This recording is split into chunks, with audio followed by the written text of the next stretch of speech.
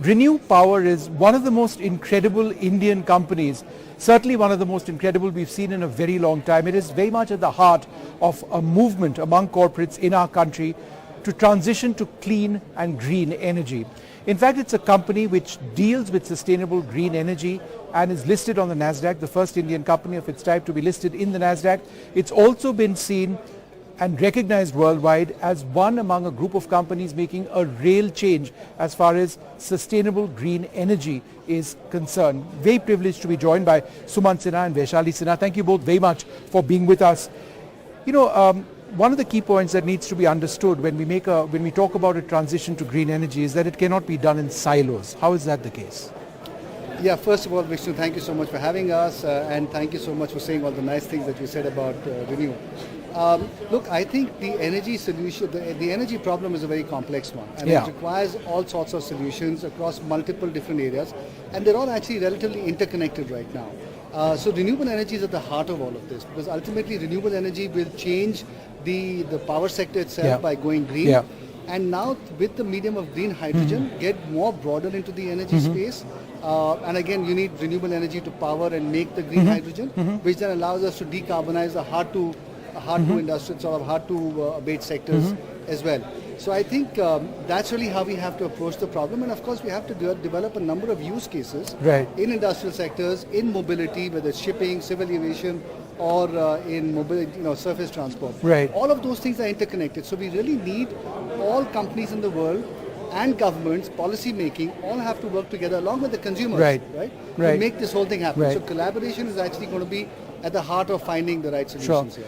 One of the terms that many companies around the world are now seriously talking about is ESG, environment, social and governance. This is just a buzzword. Is there a real concern that a lot of companies bandy this term and don't really follow it through?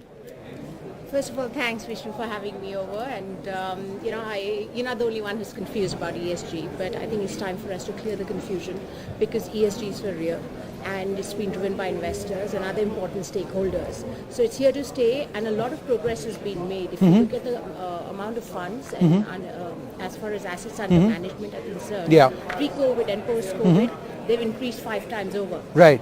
In India, we've seen them double over the last couple of years. So a lot of progress is being made, driven by investors, financial investors.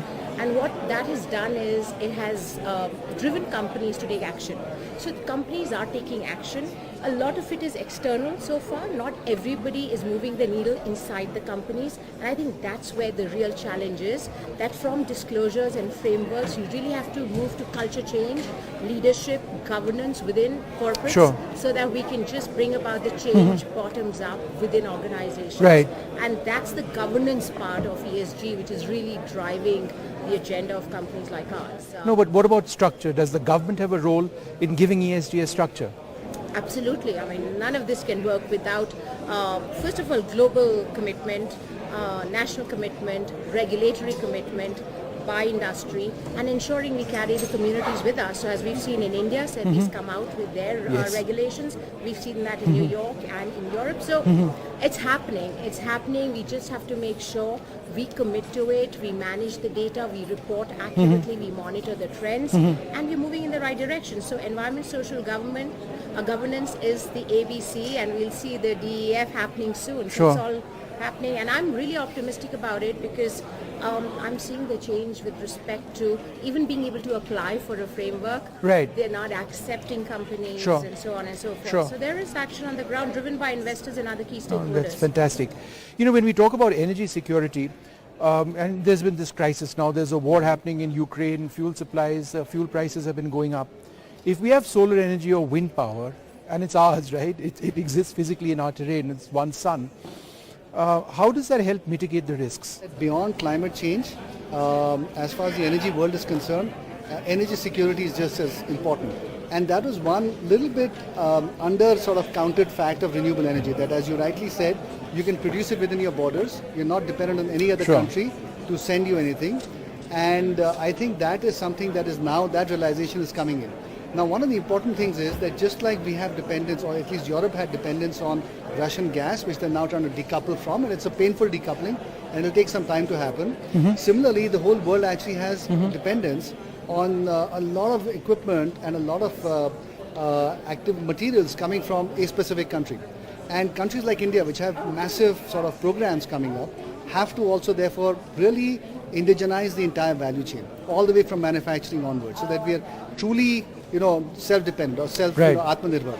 So that is a really very important factor, and I think Europe is really discovering that a little bit late in the day, but they have now woken up to it, and that's why at Davos this time you hear a lot of conversations around energy security and so on. Right. And that's really the central theme of the conversations right now. When it comes to India's goals, and let me ask you a little bit about this, 2070 is the target that we have for zero emissions, but 2030 we also have certain targets. And I know you're leading a big movement in your own company, but what is the potential that India has in terms of green energy? I mean, the potential is unlimited. We've seen over the last decade, when we started this company, people just didn't believe that there would be a viable model. From now, where we have the whole world coming and wanting to do business in India in this area. I think the fundamental thing, Vishnu, is that whatever goals we are setting, it's very important for us to be focused on what we are doing every year. And to be able to measure that and to be able to report that. The governments must do that. Right. And what they do on every year is more important than the long-term targets. Some of us may not be alive to see that. Right. So I want to see, kind of dashboarding, digital monitoring, data, available using fourth industrial revolution to be able to do this at a national level, at a global level, at a grassroots level. Sure. And you want to also see what's happening. I want to see what's happening to the inclusive and the just transition we're talking about. Sure. Yeah. Not only technology driven, but how are we carrying women, the youth, and the communities with us. Right. And it's important that the leaders sort of have a vision and a goal, but it's also important for us to walk the talk year on year and be able to measure that. If we do that, doesn't even matter if you're saying anything on climate. Right. If you're doing the right things, we'll get there. Sure. I'm not sure if we are well prepared on that aspect of this whole debate. Yeah. One final question. Let's look at the technology part of things. One of the big problems is storage of energy, of electricity. Battery technology has only gotten so far. And as I understand it, batteries need to still get larger and larger for capacity to actually be saved. Where are we in terms of battery technology, and how can we actually harness solar power if we can't save it efficiently? But I think, Vishnu, the bigger issue is how do you manage the grid at a time when renewable energy penetration goes up to 40, 50, 60%. So I think there are a number of things that you can do. First of all, you can manage the demand side a little bit. Secondly, you can use better digital technology to actually be able to absorb a higher percentage of renewables. The third thing then is to start having interventions around some form of storage.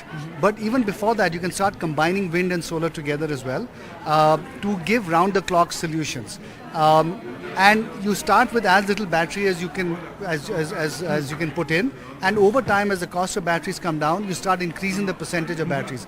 And so as renewables increases in the grid, you slowly increase the percentage of batteries. Right. There's a lot of work going on battery technologies right now. And look, all of this can be set up in faraway areas. So land, therefore, is not really a constraining factor in setting up these batteries. Right. So I think, to me, that solution is going to work its way through and will become quite viable in the years to come. Right. Well, I'd like to, go ahead. I just wanted to add that, there's scope for a lot of R&D and innovation. Yeah. So, for example, we are working through our Center of Excellence on ways in which we can use the best-in-class technology to suit India's temperatures and, high temperatures and so on and so forth. So, working with, global universities to bring that research to India and localize it. So I think one thing we really need to do is localization, and not from a patriotic point of view, but just to create greater efficiencies and uniqueness of technologies which need to be applied in different parts of the world, definitely in India as well. One final question, and this is a layperson's question. A lot of friends of mine want to actually go into solar, adopt solar for their own homes, but the initial cost is quite high.